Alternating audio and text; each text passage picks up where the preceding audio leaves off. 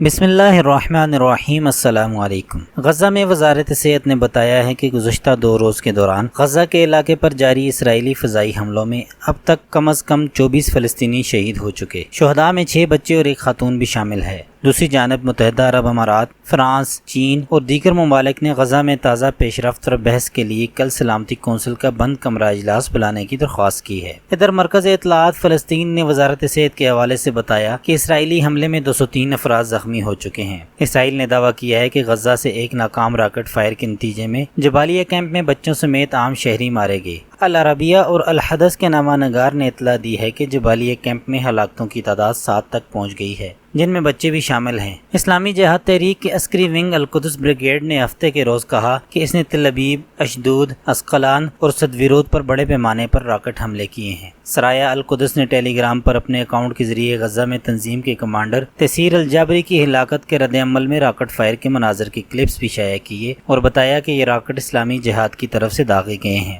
نامعلوم اسرائیلی میڈیا کے حوالے سے بتایا گیا ہے کہ غزہ سے داغے گئے بڑے راکٹ اسقلان کے بعد اسقلان اور سدویرود پر گرنے کے نتیجے میں متعدد مکانات اور ایک فیکٹری کو نقصان پہنچا۔ قابل ذکر ہے کہ اسرائیل نے ہفتے کے روز غزہ پر فضائی حملے کیے تھے، جس کے جواب میں اسلامی جہاد نے صہیونی ریاست کے کئی شہروں پر راکٹ فائر کیے۔